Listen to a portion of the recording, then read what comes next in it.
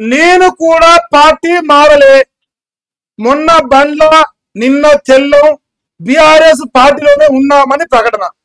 నియోజకవర్గ అభివృద్ధి కోసమే కలుస్తూ కాంగ్రెస్ పార్టీతో ఉన్న ఎమ్మెల్యే తెల్లం వెంకట్రావు. నమస్కారం. మీ నమస్కారాన్ని పెద్ద ఇది నాయన. తెలంగాణ రాష్ట్రంలో ఎవరైనా సరే, నాట్ ఓన్లీ తెల్లం వెంకట్రావు, ఇంకోడైనా కాదు, 10 మంది బీఆర్ఎస్ పార్టీ నుంచి జాయిన్ అయ్యి కాంగ్రెస్ పార్టీలో కండువాలు కప్పుకుని ఎమ్మెల్యేలని మన నిప్పులే అగ్గి పెట్టి అగ్గిలా ప్రమాణం చేద్దాం. ఎవరన్నా అగ్గిలా దుంకినా కూడా బయటకు వచ్చినట్టే వాళ్ళు మునగాలి. అగ్ని పరీక్ష పెడతాం, తప్పేందా? మీ కాంగ్రెస్ పార్టీ జాయిన్ అయితే ఇట్లా అగ్గిలో ఆవుతైపోతే దేవుడా, మీ కాంగ్రెస్ పార్టీ జాయిన్ అవుతే బయటకు రావాలి దేవుడా అని మొక్కుదాం, కింద మంట పెడతాం, బతుకుంటామా సస్తామా చూద్దాం. ఈ 10 మంది ఎమ్మెల్యేలు ఎవరైనా సరే తెలంగాణ రాష్ట్రం 4 కోట్ల మంది తెలంగాణ ప్రజలతో ఏ ఒక్కరితోనైనా మీ కాంగ్రెస్ పార్టీ జాయిన్ కాలేదు, మీ కడువాన్ని ఒప్పుకోలేదు, మేము బీఆర్ఎస్ పార్టీ ఉన్నాము, ఓన్లీ డెవలప్మెంట్ కోసమే కలిసినాము, మా నియోజకవర్గం డెవలప్ చేసుకున్నాము అని నిరూపిస్తే వానికి 3 నెలలు రాస్తారా? మీరు 3 నెలలు రాసి క్షమాపణ కోరుతారు. సన్నాసులు, సవడలు మీరు. సింపుల్ చెప్పాలంటే మేము కాంగ్రెస్ పార్టీలో ఉన్నామని చెప్పుకొని దీన స్థితిలో, దౌర్భాగ్యమైన స్థితిలో మీరున్నారు. మీ అంత కిరాతకమైన బతుకు ఒకటి లేదు. ఇలా ఈ రోజు సిచ్యువేషన్ చెప్తాను. కట్టుకున్నోడు పెట్టిండు, ఉంచుకున్నోడు అంటాడు. ఇలా కట్టుకున్నోని పేరెవరో ఉంచుకున్నోని పేరెవరో నడవంతడం అవుతారు. సిగ్గుపోయింది. పోనీ ఈ 10 మంది ఏమైనా కాంగ్రెస్ పార్టీ దుంకి ఏమైనా పొడిచిర్రా, ఏమైనా కట్టగట్టిరా? పొడిచి కూడా లేదు. కాంగ్రెస్ పార్టీ గెలిచినోడికి అభివృద్ధి జరగలేదు. ఇక మీరు టీఆర్ఎస్ లోకి వెళ్ళి ఎలా దుంకే మీకు అభివృద్ధి జరిగినాయి. అయిపోయాడు మీరు సన్నాసు లెక్క. ఈ 10 మందిలో ఇప్పుడు రేపు దారుణాగేందర్ రాజీనామా చేస్తా ఖైరతాబాద్ నుంచి జూబ్లీస్ నిలబడతా అంటున్నట్టు. అది నిజమో కాదో తెలియదు. అసలు 10 మందిలో ఒక్కరన్నా గెలుస్తారన్న డౌట్. ఫస్ట్ అరికపూడి కావచ్చు, అరికపూడి గాంధీ కావచ్చు. అరికపూడి గాంధీ కూడా కదా నేనే పనిచేస్తా. ఇంకా ఆయన షేరింగంపల్లి, నీ షేరింగంపల్లి కాబట్టి మరి ఓడగొట్టడానికి పనిచేస్తాను.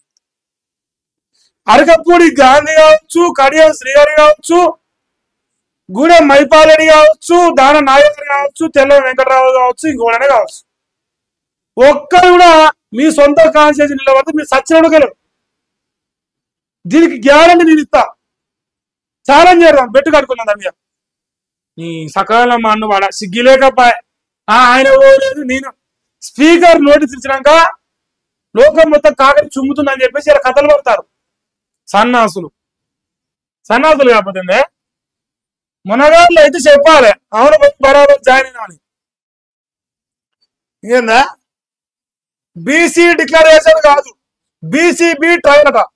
కాంగ్రెస్ బీసీలను మోసం చేస్తుంది. 42% రిజర్వేషన్లు కల్పించకుండా కామారెడ్డిలో మాట్లాడే అర్హత కాంగ్రెస్ కు లేదు. ఎందుకు లేదు?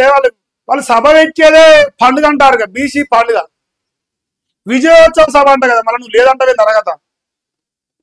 బీజేపీపై ప్రభుత్వం తప్పుడు ప్రచారం చేస్తుంది. బీజేపీ చీఫ్ రామచంద్రరావు గారు బీసీల గురించి మాట్లాడతాడు. ఇవాళ నువ్వు దొరవైపోయావు, దొరొచ్చి బీసీల కోసం మాట్లాడతాను. బీజేపీలో బీసీ లేరా? బీసీ నాయకులు మాట్లాడరా? ఇంకేందో మరేవంత తనకు మాట్లాడడం ఆయన మాట తప్పేది. కానీ సొమ్మసిల్లుతున్న రైతన్నలు క్యూ లైన్ లో పలువురికి అస్వస్థత ఏర్పడుతుంది. అయినా లైన్లు దాటిన రైతులు రోజుల తప్పటి చూసినా దొరకని ఎరువులు, ఇంకెన్నాళ్ళు తిరగాలని ఆగ్రహం. సొమ్మసిల్లకే రాములమ్మ అని పాట ఉన్నదిగా, ఇలా అట్లా వాడుకోవాలని పడుతున్నది. తెలంగాణ రాష్ట్రంలో మా రైతు బిడ్డలు, మా ఆడబిడ్డలు పిల్లలను వదిలేసి, వ్యవసాయం వదిలేసి, భర్తలు వదిలేసి ఓన్లీ యూరియా కోసం క్యూ లైన్లు కడతారు. సొమ్మసిల్లిపోతారు ఆడబిడ్డలు. కాబట్టి ఏమి రాజ్యం ఆయన? మీ రాజ్యంలో మన్నువాడ. ఒక వీడియో ఉంది, రేవంత్ అన్న పొడుగు చెప్పించారు వాళ్ళతో, చాలా పొడుగు. ఒక్క నిమిషం ఆదిరా, ఉన్నట్టుంది, ట్రై చేద్దాం. రేవంత్ అన్న చాలా చెప్పదిరుగుతాడు. ఎంత పొడి అంటే అంత పొడి చెప్పగలుగుతారు. మనం మన ఆట చెప్పలేం, వాళ్ళకే సాధ్యమవుతుంది.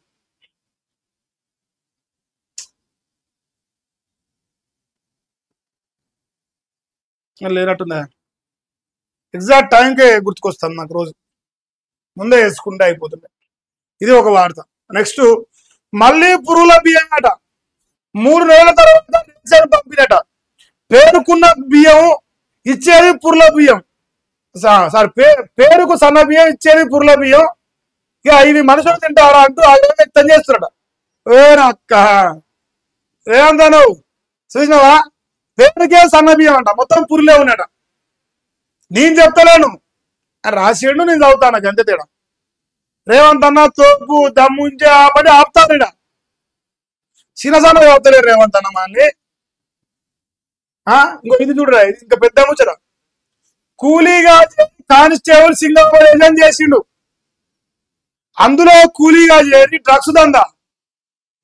వాడు మహారాష్ట్రకి వెళ్ళి అరే దందా జరుగుతుందని చెప్పేసి తెలంగాణ రాష్ట్ర సర్కారు చెప్పితే పట్టించుకునే అబద్ధత భావంతో మహారాష్ట్ర ప్రభుత్వంలో ఉన్న పోలీసులు హైదరాబాద్కి వచ్చి హైదరాబాద్ చెర్లపల్లి ఉండి చెర్లపల్లిలో ఆ సంస్థలో పనిచేసి అల్లా డ్రగ్స్ దందా జరుగుతుందని బయటేసింది.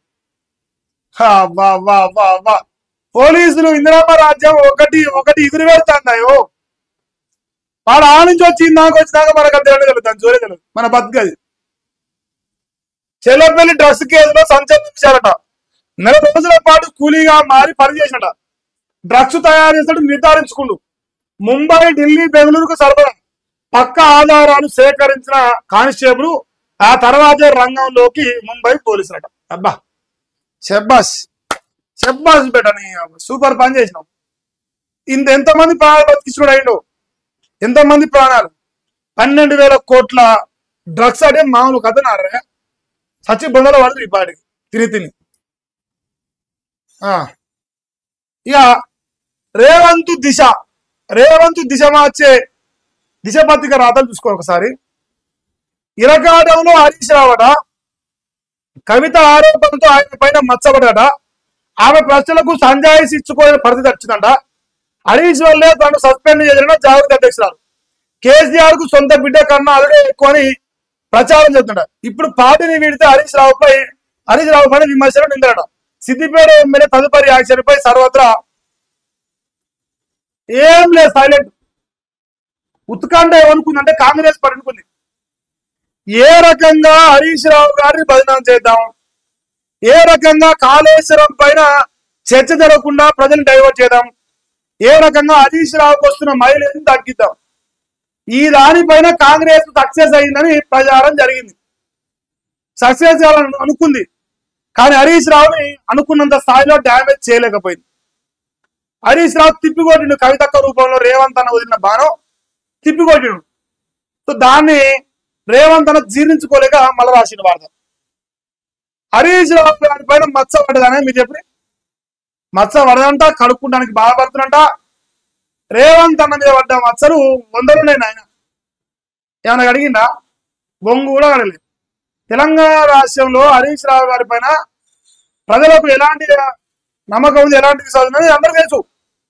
అంతేందుకు రేవంత్ రెడ్డి కానీ, బండి సంజయ్ గారి కానీ, గోరణ కానీ, బీఆర్ఎస్ పార్టీ ఏతర నాయకులు కూడా హరీష్ రావు గారిని పెద్ద ఎత్తున కీర్తిస్తా ఉంటారు, పొగుడుతా ఉంటారు. ఎన్నిసార్లు చూడే హరీష్ రావు గారి యొక్క వ్యక్తిత్వాన్ని హననం చేసే ప్రయత్నం జరిగింది. అంతే.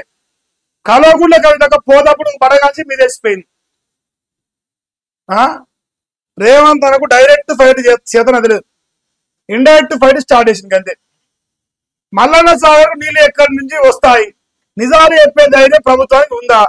కవితను సస్పెండ్ చేశాం చెప్పలేరు లేదు కానీ ఆల్రెడీ అయిపోయింది చూడేందుకు. అక్రమ నిర్మాణాలు కేర్ ఆఫ్ అయ్యప్ప, ఓరి అమ్మ అయ్యప్ప సొసైటీ కొనసాగుతున్న అక్రమ నిర్మాణాలు. సిందపల్లి మళ్ళీ అయ్యప్ప సొసైటీలో ఉంది ఇల్లు. 101 flat number Ayyappa society, road number 10/12, flat number 101. పేరు అనిలు, దాని సంగతి బయట రాదిగా. చూడే ఎన్ని ఆస్తులు కట్టుకున్నా అడిగే వాడే లేదట. అయ్యప్ప సొసైటీలో బిల్డర్ల ఇష్టారాజ్యం, పార్కులు ప్రభుత్వ భూములు కబ్జా చేస్తారు, మేము ఉన్నాం డోంట్ కేర్ అంటూ జిహెచ్ఎంసీ ఆఫీసర్లు భరోసా ఇస్తారు. బల్దియా ఆలయానికి భారీగా గండి పడతాను. ఇప్పుడు అయ్యప్ప సొసైటీలో రియల్ ఎస్టేట్ దందా నడుస్తుంది. రేవంత్ అన్న ప్రొటెక్షన్ ఉంది అంతే. తిరుపతి అన్న రేవంత్ అన్న సగం డీలింగ్ అయ్యప్ప సొసైటీ జరుగుతాడు. చింతపండు మళ్ళీ సగం చేస్తాడు, పురి మలిగానే చేస్తాడు సగం దందాలు. ఇంకేందా జూబ్లీహిల్స్ స్థానిక ఎన్నికలట ఈ నెలాఖరుతో ముగియనున్న హైకోర్టు డెడ్లైన్. మరికొంత సమయం కావాలి కోరిన ప్రభుత్వం, త్వరలోనే అఫిడవిట్ దాఖలు. ఇక ఇప్పుడు కావాలి అందులో జూబ్లీహిల్స్ బైపోల్ ఎప్పుడు కావాలి, తర్వాత స్థానిక ఎలక్షన్ కావాలి. ఇంకో 3 నెలలు ఎక్స్పీరియన్స్గా 2026 పెడతాం. 25 వద్దు, ఇంకా అయిపోయింది దాని టైం. 25 ఆనట్టే ఉంది, ముందర అన్నట్టే ఉంది, కానీ 26 మాట్లాడదాం.